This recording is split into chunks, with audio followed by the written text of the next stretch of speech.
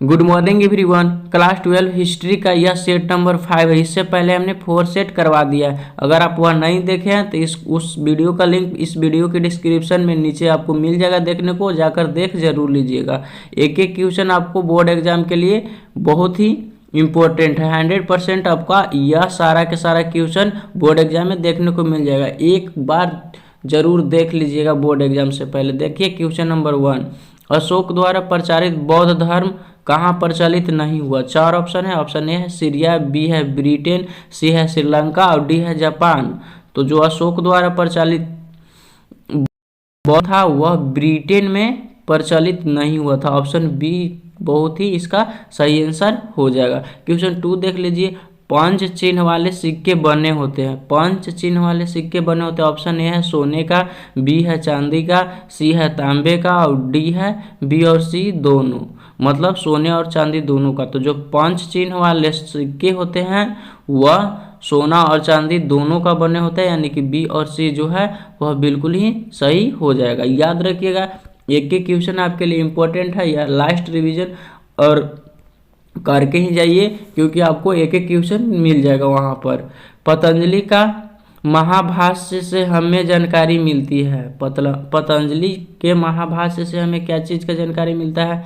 Option A है गुप्त काल की, ऑप्शन बी है मौर्य काल की, ऑप्शन सी है प्राक मौर्य काल की, ऑप्शन डी है 3री शताब्दी ईसा पूर्व की। 4 ऑप्शन है। तो पतंजलि की महाभाष्य से हम लोग को प्राग के मौर्य काल की जानकारी मिलती है। ऑप्शन सी बिल्कुल ही आपका सही जवाब हो जाएगा। क्वेश्चन 4 देखते हैं, कबीर शिष्य थे। 4 ऑप्शन है। ऑप्शन ए है रामानुज के, बी है नानक के, सी है रामानंद के और डी है शंकराचार्य के। तो कबीर किन के शिष्य थे? तो रामानंद के ही शिष्य थे। ऑप्शन सी बिल्कुल ही सही हो जाएगा। क्वेश्चन 5 देख लेते हैं, जजिया किससे लिया जाता था? जजिया किससे लिया जाता था? 4 ऑप्शन है, व्यापारियों से, बुद्धिजीवियों से, सैनिकों से और जिम्मियों से। तो जजिया जो लिया जाता था वह जिम्मियों से ही लिया जाता था। ऑप्शन डी बिल्कुल ही सही हो जाएगा। चलिए अब नेक्स्ट क्वेश्चन देख लेते हैं। एक एक क्वेश्चन इंपॉर्टेंट है, बस हम यही कहेंगे कि आप वीडियो को लाइक, चैनल को सब्सक्राइब बिल्कुल ना कीजिए, लेकिन देख कर पूरा जरूर जाइएगा। क्वेश्चन 6 देख लीजिए, स्थापत्य कला का सबसे अधिक विकास किसके समय में हुआ था? ऑप्शन ए है अकबर, बी है जहांगीर, सी है शाहजहां और डी है औरंगजेब। तो स्थापत्य कला का सबसे अधिक विकास किसके समय में हुआ था? शाहजहां के समय में हुआ था। आपको हम टॉप एक सेट में 1 सेट में 50 क्वेश्चन करवाने वाले हैं। बस ऐसे ही आपको 5 सेट हम करवाने वाले हैं, और आप इतना सेट देख कर चले जाते हैं 5 सेट और टोटल क्वेश्चन याद करके, तो एक कभी क्वेश्चन आपको बाहर नहीं मिलेगा। आप बस हम आपसे रिक्वेस्ट करेंगे आप देख कर जरूर जाइएगा। क्वेश्चन 7, औरंगजेब ने अपने जीवन काल का अंतिम भाग बिताया कहाँ बिताया था? 4 ऑप्शन है, पश्चिमी भारत में, उत्तरी भारत में, पूर्वी भारत में, दक्षिणी भारत में। औरंगजेब ने अपनी जीवन का अंतिम दिन या अंतिम भाग कहाँ बिताया था? दक्षिणी भारत में ही बिताया था। ऑप्शन डी बिल्कुल ही सही हो जाएगा। क्वेश्चन 8 देख लीजिए, महालवाड़ी बंदोबस्त किसके द्वारा लागू किया गया था? तो महालवाड़ी बंदोबस्त 4 ऑप्शन है आपके पास, तो जो मार्टिन बर्ड है उनके द्वारा ही लागू किया गया था। महालवाड़ी बंदोबस्त मार्टिन बर्ड के द्वारा लागू किया गया था। ऑप्शन ए बिल्कुल ही सही हो जाएगा। क्वेश्चन 9 देख लेते हैं, राजस्थान और महाराष्ट्र दोनों प्रांत भारत के किस भाग में आते हैं? पश्चिमी, दक्षिणी, उत्तरी, पूर्वी। तो देखिए ईस्ट इधर है फ्रेंड्स, और महाराष्ट्र जो है इस साइड में पड़ता है, और राजस्थान भी यहाँ पर पड़ता है पाकिस्तान के आसपास में। तो यह सारा का सारा जो है वेस्ट में पड़ेगा। ऑप्शन ए बिल्कुल ही सही हो जाएगा। क्वेश्चन 10 देख लेते हैं, परगना मुगल काल में था क्या था? 4 ऑप्शन है, फटाफट आंसर लगाना है। तो एक प्रशासनिक प्रमंडल था। परगना मुगल काल में क्या था? एक प्रशासनिक प्रमंडल था। क्वेश्चन 11, राखाल दास बनर्जी को मोहनजोदाड़ो के अवशेष किस वर्ष मिले? राखाल दास जो बनर्जी थे उनको मोहनजोदाड़ो के अवशेष किस वर्ष मिले थे? 1920 में, 1921 में, 1922 में, 1923 में। तो राखाल दास बनर्जी को 1921 में ही मोहनजोदाड़ो के अवशेष मिले थे। ऑप्शन बी सही हो जाएगा। अभी तक आप सेशन को लाइक नहीं किए हैं तो कोई दिक्कत नहीं है, लेकिन कंप्लीट देख कर जरूर जाइएगा। हड़प्पा किस नदी के किनारे स्थित है? 4 ऑप्शन है। हड़प्पा की बात हो रहा है फ्रेंड्स, देखिए हड़प्पा, तो हड़प्पा किस नदी के किनारे? सिंधु, ब्यास, तो सतलज, रावी। तो हड़प्पा जो है वह रावी नदी के किनारे बसा हुआ, ऑप्शन डी बिल्कुल ही सही हो जाएगा। सिंधु घाटी के निवासियों को किस धातु का ज्ञान नहीं था? 4 ऑप्शन है। सोना, चांदी, लोहा, तांबा। सिंधु घाटी के जो निवासी थे उनको लोहा का ज्ञान नहीं था, ऑप्शन सी बिल्कुल ही सही हो जाएगा। क्वेश्चन 14, सिंधु घाटी सभ्यता में विशाल स्नागर के अवशेष कहाँ से प्राप्त हुए हैं? तो 4 ऑप्शन है, फटाफट आंसर लगाना। तो जो मोहनजोदाड़ो है वहीं से विशाल स्नागर के अवशेष प्राप्त हुए हैं, याद रखना है, ठीक है। चलिए नेक्स्ट क्वेश्चन देख लेते हैं 50। कहते हैं भारत का नेपोलियन किसे कहा जाता है? भारत का नेपोलियन समुद्रगुप्त को कहा जाता है, ऑप्शन बी बिल्कुल नहीं सही हो जाएगा। अगर आप पढ़े होंगे तो एक एक क्वेश्चन को आप आसानी से कर ले रहे होंगे। समझिए कि अगर आप 50 में से 30 क्वेश्चन को भी याद कर लिए हैं तो समझिए कि आपका तैयारी बहुत ही बेहतरीन है। जो बच गए क्वेश्चन है उसको भी याद कर लीजिए। चलिए क्वेश्चन 16 देख लेते हैं। अंबालिका किसकी पत्नियां थी? अंबालिका किसकी पत्नियां थी? 4 ऑप्शन है, उसमें से लगाना है। तो जो विचित्र वीर थे उनका ही पत्नी थी, ठीक है, अम्बा और अंबालिका। क्वेश्चन 17 देख लेते हैं। महर्षि व्यास द्वारा संतान थी, महर्षि व्यास द्वारा संतान थी पांडु, धृतराष्ट्र, विदुर, ये सभी। तो महर्षि व्यास द्वारा कौन कौन सी संतान थी? पांडु भी थी, धृतराष्ट्र भी थी, विदुर भी थी, इसलिए ऑप्शन डी बिल्कुल ही सही हो जाएगा, ये सभी। क्वेश्चन 18 देख लेते हैं फ्रेंड्स। कहा जा रहा है कि घटोत्कच किसका पुत्र था? घटोत्कच किसका पुत्र था? 4 ऑप्शन है।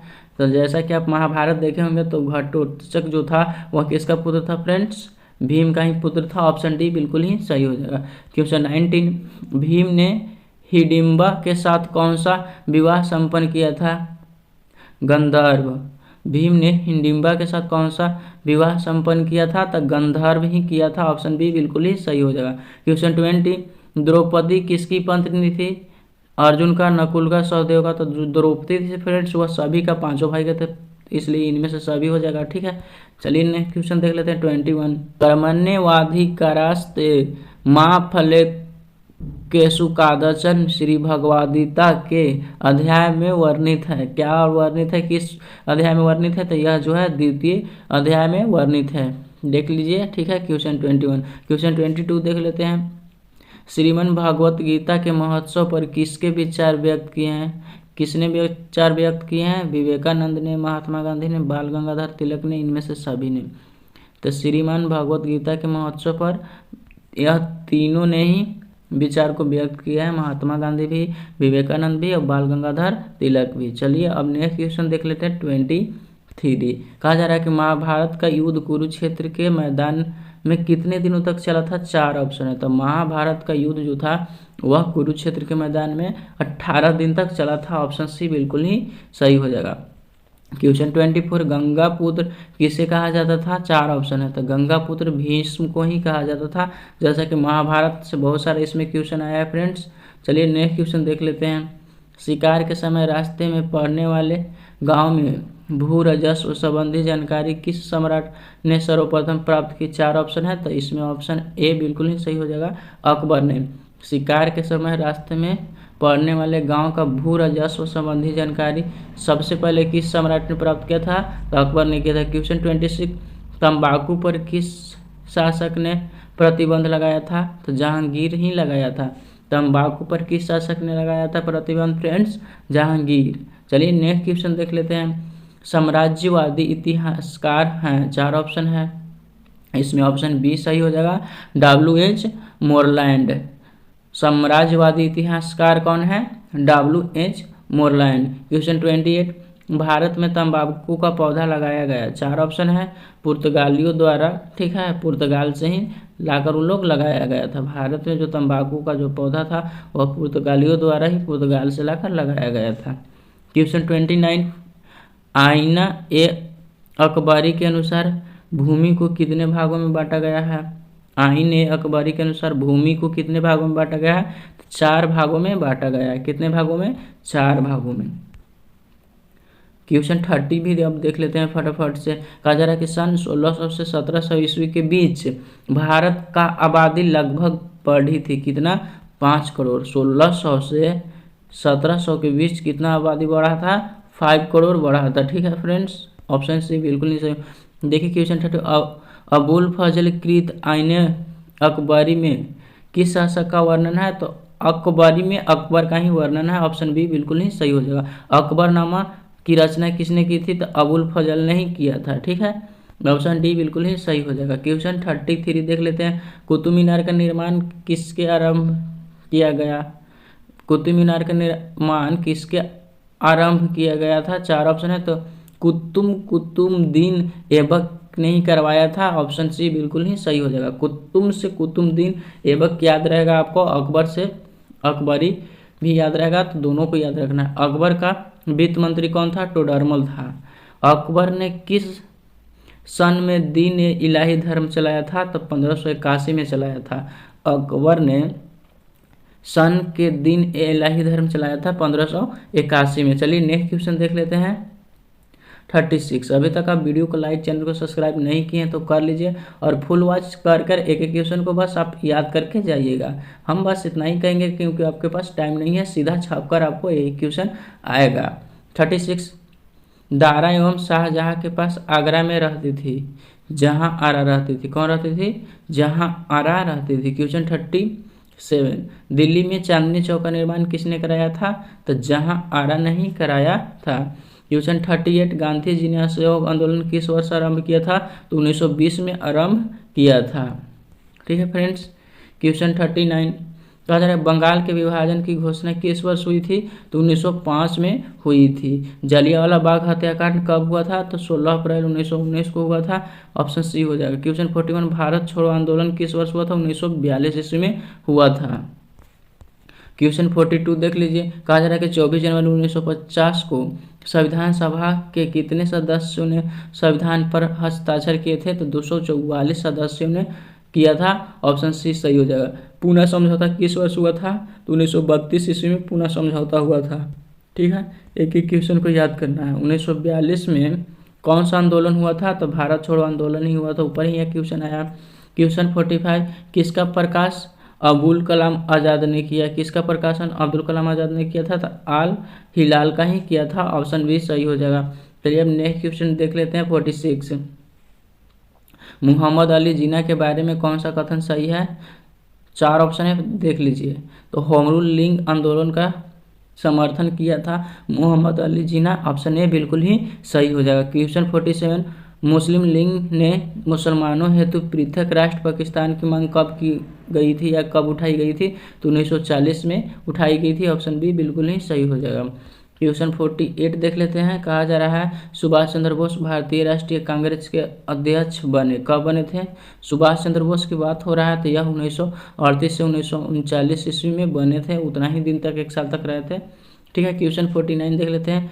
फॉरवर्ड ब्लॉक 1939 की स्थापना किसने की थी, तो सुभाष चंद्र बोस ने ही की थी। ऑप्शन सी बिल्कुल ही सही हो जाएगा। अब क्वेश्चन 50 देख लेते हैं। सुभाष चंद्र बोस ने कहाँ पर आज़ाद हिंद फौज का गठन किया था, तो सिंगापुर में ही किया था। ऑप्शन डी बिल्कुल ही सही हो जाएगा। 51, महात्मा गांधी के सत्याग्रह क्रियाविधि सबसे पहले कहाँ प्रस्तुत की गई थी, तो चंपारण में प्रस्तुत की गई थी। ऑप्शन बी सही हो जाएगा। यह 1917 ईस्वी में चंपारण गए थे, याद रखना है। क्वेश्चन 52, अंग्रेज पुलिस अफसर कैप्टन सैंडर्स किसके द्वारा गोली से मारा गया था, तब भगत सिंह के द्वारा ही सैंडर्स को मारा गया था। इसी के लिए इनको फांसी भी दिया गया था, आप लोग को जैसा कि पता ही होगा। इसी के साथ आपको 52 क्वेश्चन इस सेट में जो आया था वह टोटल हम करवा चुके हैं फ्रेंड्स। अभी तक आप वीडियो को लाइक, चैनल को सब्सक्राइब नहीं किए हैं तो कर लीजिएगा। आपको इस पे एक एक इंपॉर्टेंट क्वेश्चन करवाया जाएगा। History, geography, math, physics, chemistry, हर एक चीज़ का वीडियो आपको ओनली फॉर मोस्ट VVI ही डाला जाता है। चलिए अब मिलते हैं नेक्स्ट वीडियो में। Thanks for watching.